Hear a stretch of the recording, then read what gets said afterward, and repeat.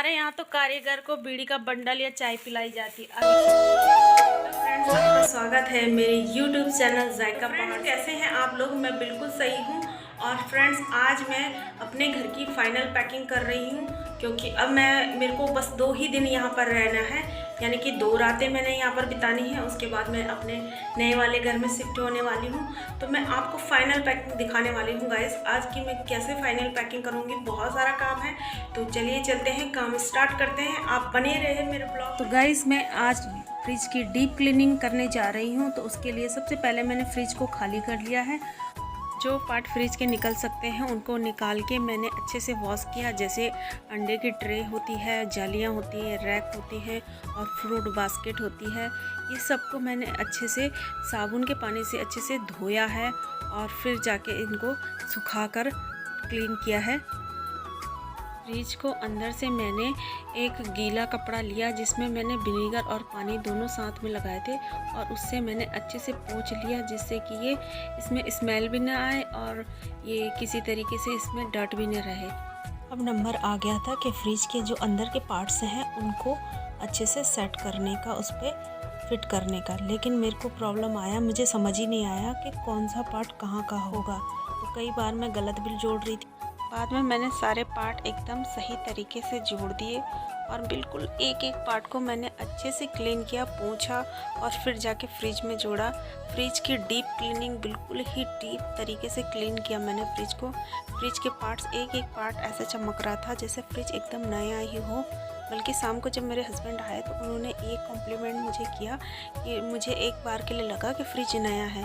तो इसी तरीके से गाइस, मैंने जब नए घर में जाना तो हर चीज़ हम नई तो ख़रीद नहीं सकते, तो इसलिए मैंने पुरानी ही चीज़ों को अच्छे से चमका दिया और वो बिल्कुल नई जैसी लगने लगी। वैसे तो मैं मंथली या वीकली मैं फ्रिज की क्लीनिंग कर ही देती हूँ। मेरा फ्रिज इतना गंदा भी नहीं होता, पर फिर भी अगर मेरे को अच्छे से दूसरी जगह में शिफ्ट करना था तो मुझे लगा कि थोड़ा सा फ्रिज अच्छे से क्लीन करना चाहिए, क्योंकि ये चीज़ें बार बार नहीं की जाती। तो गाइस, फ्रिज का काम तो हो गया। यहाँ पर मैं मिक्सर ग्राइंडर और जूसर को अच्छे से फिट करना चाह रही थी। जैसे ये थर्माकोल उसका बॉक्स में पहले से ही पड़ा था, लेकिन मुझे कम से कम 1 घंटा लग गया। मैं फिर से मुझे वही प्रॉब्लम हुई, मैं ठीक से फिक्स नहीं कर पाई। तो फाइनली गाइस, जैसे तैसे हमने इसको सेट कर दिया है। अब ये सही है या नहीं, पर इसके सारे पार्ट्स इसमें आ चुके हैं, तो इसे फिट कर देते हैं। चलो बेटा, लगा दो। तो देखिए, हमने ये इस तरीके से फिट किया है और अब हम इस पे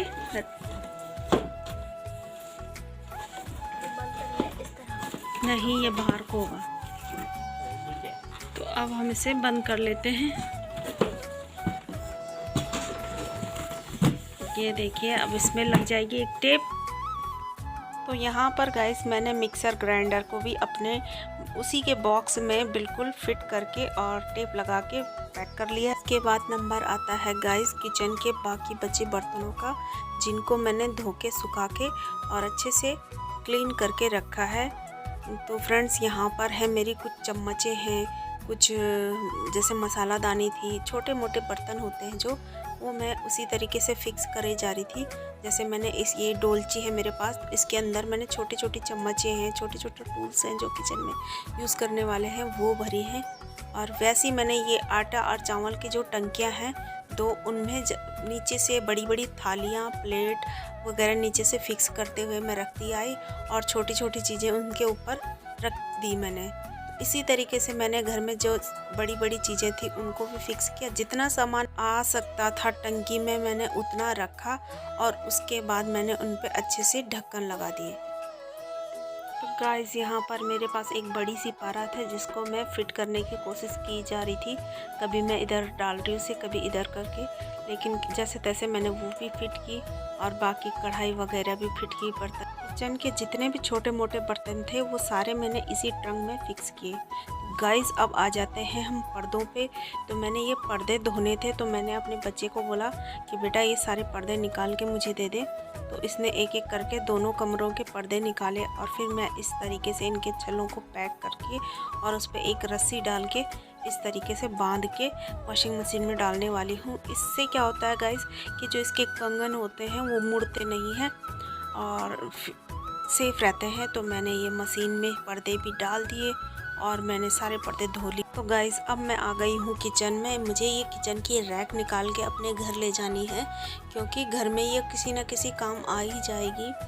तो इसके लिए मैंने ये किचन का सारा सामान जो इस रैक में था वो हटा लिया है, और कुछ डिब्बे वगैरह जो मैं मार्केट से लाई थी वो तो मैंने पैक कर ही लिए हैं, लेकिन थोड़े बहुत डिब्बे जो ऐसी बॉर्नविटा वगैरह के थे वो मैं यहीं पे छोड़ के जाऊंगी, क्योंकि मुझे अभी गृह पूजा करने के बाद वापस 1 महीने के लिए यहीं आना पड़ेगा, क्योंकि मेरे बच्चे के बोर्ड एग्ज़ाम है। तो उसके लिए मुझे यहाँ रहना पड़ेगा वापस।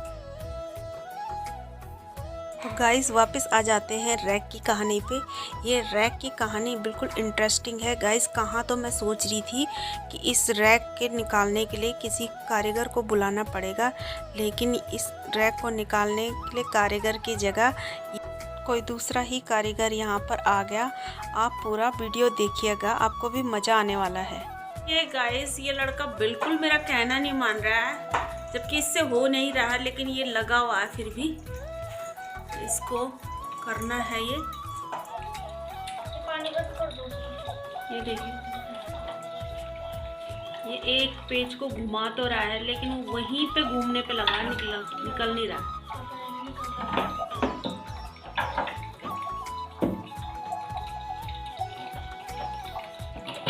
वाओ निकाल दिया भाई। ओह गॉड, किधर गिरा? गिर गया नीचे। बुलाना तो था कारीगर को, लेकिन एक छोटा कारीगर मुझे घर पे ही मिल गया। देखिए ये कर रहा है, इसने सारी किले निकाल ली हैं। इसमें 10 निकल चुकी हैं, 4 रह गई हैं। हाँ थोड़ा सा रैक भी तोड़ फोड़ दी इसने, लेकिन तोड़ फोड़ कर ये देख छेद नहीं बना दे तू। छेद तो कीले ने कर रखे थे, वो तो मतलब उखाड़ते हुए छोड़। देखते हैं हो पाता है इससे कि नहीं हो पाता। इतनी निकाल दी, ये भी निकल ही जाएगी। बहुत ज़्यादा टाइट है।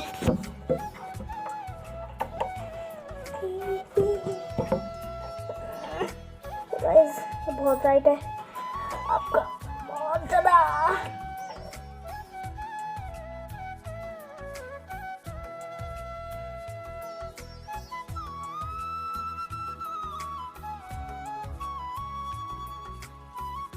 फाइनली हमारी रैक निकल चुकी है, और ये कारीगर है। हेलो गाइस, ये इसने किया है आज ये कारनामा। इस पे कितने किले थे बेटा? 13 किले इसने निकाली है, और कहीं कहीं पे इतना अच्छे से खोद दिया। देखिए 10 किलो। ये देखिए, और जैसा भी है काम हो गया है फाइनली।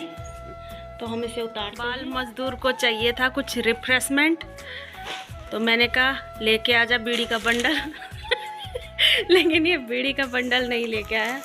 ये क्या लेके आया दिखाओ जरा।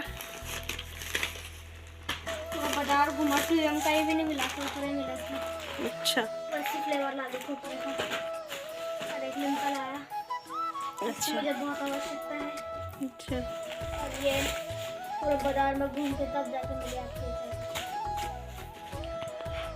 हमारे यहाँ तो कारीगर को बीड़ी का बंडल या चाय पिलाई जाती। अब ये कारीगर कितना महंगा पड़ गया मेरे को, देखिए। तो आपसे पैसे। Thank you.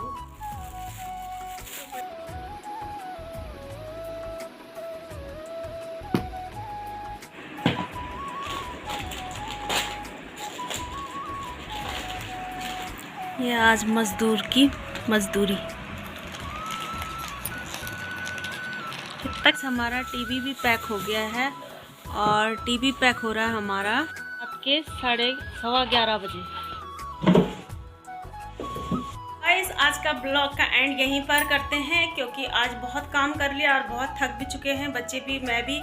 और नेक्स्ट ब्लॉग में मिलेंगे जब हम घर यहाँ से जा रहे होंगे। रास्ते का भी ब्लॉग बनाऊंगी और आपके साथ सब शेयर करूंगी। आप वीडियो को लाइक कीजिए, कमेंट कीजिए, और चैनल पे पहली बार आए हैं तो सब्सक्राइब करना ना भूलिए।